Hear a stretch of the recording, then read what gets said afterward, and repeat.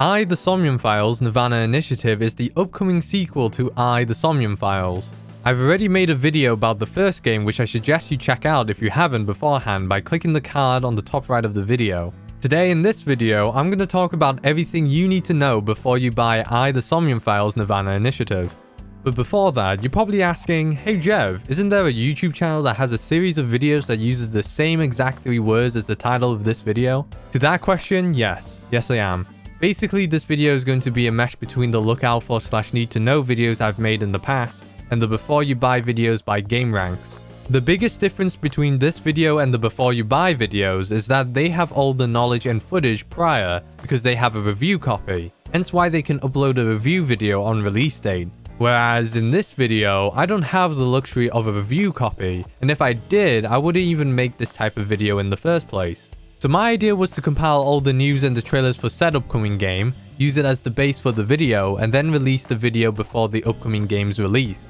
Since I don't know if the game is any good, it's a bit weird telling you guys whether you should buy this game or not, because at the end of the day, I'm technically in your position as you, the viewer, wondering whether this game is worth the purchase. So near the end of the video, there will be no definite yes or no answer, but it'll be a range of opinions. Except for the fact that I am purchasing the game whether or not it's good or bad, because why would I make a video that I'm not buying in the first place? Leave a comment if you got any feedback for this type of video, I'm open to suggestions. And lastly, I'm going to give credit where credit is due. This series is of course inspired by Jake Baldino's Before You Buy series, which you can check out on Game Ranks. With that out of the way, let's talk about everything you need to know before you buy the Somnium Files nirvanA Initiative.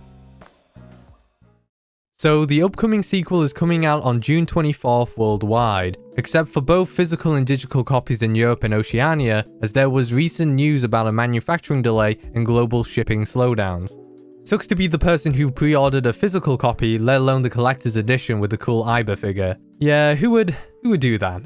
However, there is one exception which is on PC, as the release date on Steam remains unchanged. So Europeans and Oceanians, your best bet to play this game on release is Steam. On July 1st, 2021, Spike Chunsoft released a video announcing nirvanA Initiative. The video introduced one of the main protagonists, Mizuki Okiura, a familiar face from the first game. This time she's grown up, as well as revealing that she's a sinker working for Abyss, as she now possesses Dade's AI assistant, Iber, in her left eye. Fast forward to late January 2022, we got new news and a story trailer about the premise of nirvanA Initiative. This would introduce the second main protagonist, Kuruto Ryuki, and his eyeball AI assistant, Tama, who is 100% going to be called a Domimomi by the fandom. From what I've gathered, we play 2 sides to the story, Ryuki's side and Mizuki's side. This is because the mystery this time around is called the half-body serial killings, an incident where only the right half of someone's body was discovered a few months after the first game, and then 6 years later, the left half of the body suddenly shows up. These events will be linked to something called the nirvanA Initiative, which we don't know yet except for it being in the title. The story is split up, so that we play as Ryuki during the first instance of the serial killing, and then we play as Mizuki 6 years later. Ryuki does show up when we play as Mizuki. I mean, 6 years is a pretty long gap, something might have happened to him, but we do see him and older Mizuki using the sync machine together in the story trailer. So I guess I'm glad they didn't kill off his character between the 6 years, since it looks like he plays a role in Mizuki's side. Of course, I don't know the true ending to this story, and may be the case that things may end dire for our 2 protagonists. Who knows until the full release. During the story trailer, we see a bunch of stuff, glimpses of new characters, the Somnium worlds, and our boss getting split into 2. Clearly she can't catch a break in this series. Aside from that, the story trailer revealed a big discrepancy between the 2 games. That discrepancy is Dade, who was the protagonist in the first game. He now wears an eye patch, obviously because Mizuki now uses Iber, but that's besides the point I'm trying to make. The discrepancy here is that if you played the first game to the very end, you know that, and I'll try not to spoil it even though it might, the Dade we see here shouldn't be this guy, you know? I have my own theories on why this Dade exists, but I'll be going into spoiler territory if I do. On the Spike Chunsoft website, it mentions that Dade will play an important role in nirvanA Initiative. Since we're still on the topic of characters, there was recently a character trailer showing the new cast. This section is going to be a long list, so prepare yourselves. Aside from our protagonist, we have Kizuna, a a senior at Sekaba High as well as a member of the school's dance club alongside with Iris and Amame. Leon, a locksmith who wanted to be a pilot. According to Spike Chunsoft's website, it states that he had recently lost his job, and whilst mourning his loss, he met Kizuna, who he proposed to her immediately on the spot. Gen, who probably looks like the murderer of this case, but don't judge a book by its cover, he actually runs a restaurant called the Braham World Cuisine, where members of Abyss visit the restaurant. It is unknown why he wears a mask though. Komeji, a former quizmaster personality now comedian. Unfortunately, he's quite unsuccessful, and during one of his game shows, the right half of the body showed up, marking the beginning of the half-body serial killings. Shoma, who's Komeji's son and also despises his father, doesn't help that his parents are divorced. Shoma is in the same grade as Mizuki pre-timeskip, but the two doesn't seem to have much contact. Tokiko, who's the president of Niza Law's Japan branch. Now, Niza Laws, or Nice for short, is a familiar term we've heard in the first game. They were the secret organization that Iris thought was after her. In the end, with good reason, that wasn't the case, and we didn't see anything more beside rumors about Nice from Iris and Oda. Chikara, a scientist who established the Horodori Institute of Genetics, an institute focusing on DNA treatment and gene therapy. The institute is involved with the Bats 490 video, which is related to the half-body serial killings. I'll talk more about the video later on. Lastly, there is the masked woman who appears in Mizuki's side. She wears a mask, her voice is distorted, a mysterious character thrown into the story. Those were all the significant new characters. Of course, there will be reoccurring characters like Boss, Iris, Oda, Dade, and even the Yakuza guys at one point. But the one recurring character that got showcased in the character trailer was Amame. For those who don't remember, she was the maid in the Sunfish Pocket Maid Cafe with the nice bony hips according to Dade. As mentioned before, she's in Sekaba High's dance club with Iris and Kizuna. Also, she's a regular at Braham and very close to Gen. We'll find out in the release if she plays a more important role this time around. Also, for some reason near the end of this trailer, it advertised some limited time DLC featuring some designs.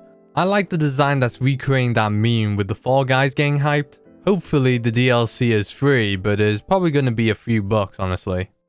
Anyways, let's talk about the Bats 490 video, which is a part of the alternate reality game created by Spike Chunsoft to promote nirvanA initiative. They've done an ARG previously with the first game, which I talked about in my previous video if you want to get a good understanding of ARG. So the Bats 490 video was uploaded on January 6, 2022 by a YouTube channel called Hidden Bats. The channel was publicized officially on May 5th, allowing players to dig in this ARG. The unlisted video is 3 minutes 45 seconds long, and during the video we see various colored animals and symbols alongside with a number or letter, as you can see here. On the Somnium Files Wikia, there is a table with every combination that was shown in the video. This would be used in another part of the ARG, featuring various characters and Twitter.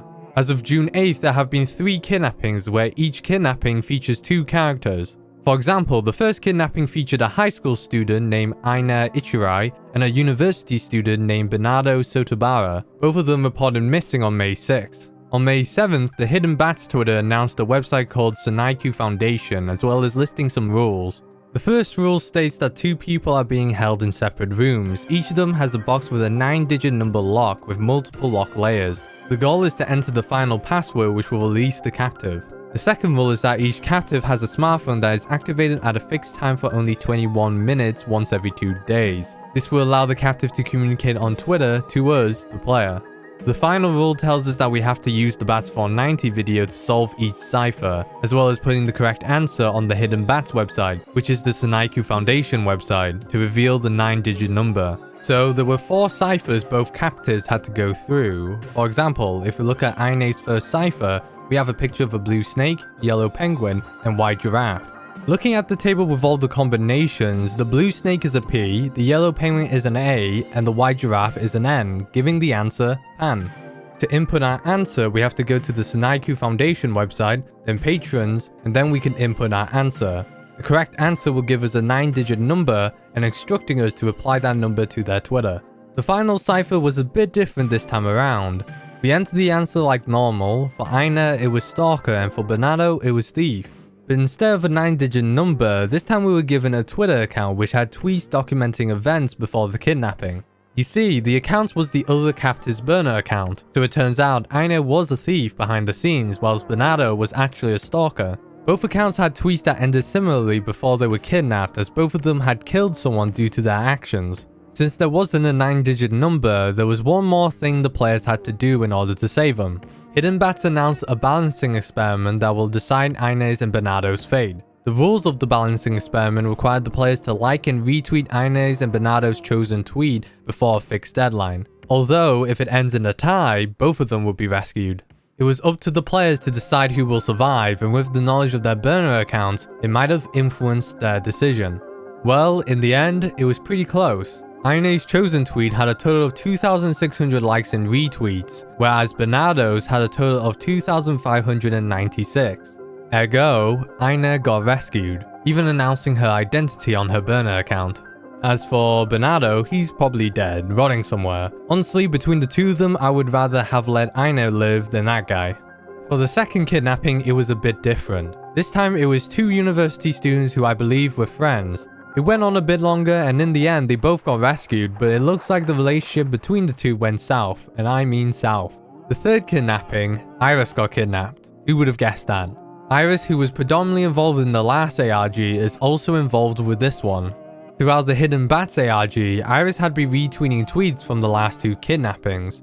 Ota also started to get involved after the second kidnapping, most likely because Iris herself was going to get kidnapped. As of June 10th, the third kidnapping is still going on. No idea what's going to happen to Iris or the other captive. Alright, so today is June 16th, and the third kidnapping has concluded. And as you can see, Iris has lost the vote. She is probably dead. Who knows? I don't even know what this means in terms of the ARG or the actual game. But I think the funniest part about this is Ota's Twitter, as you can see here. He can't believe it after he got the news that Iris lost. Sorry King, L, bunch of L's here. Sorry pal, Lamau, somebody put, sorry man. Cry about it. Copium. I like this picture of Mizuki, that's pretty cool. There are very savage people on Twitter. Even though this is an ARG, this you? The people are savages. The next thing I want to talk about is the new gameplay features shown in the gameplay trailer. Aiba now has a virtual reality function where it can recreate the crime scene, and over on Ryuki's side, Tama has a function called Wink Sync, which allows the user to read minds. It's more of a simplified version of Somnium. There is also the truth reenactment where we piece all our evidence together to deduce what happened, very reminiscent to the investigations in the previous game.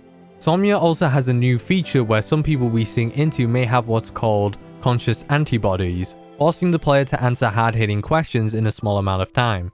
If your best friend and your family are about to die, but you could only save one.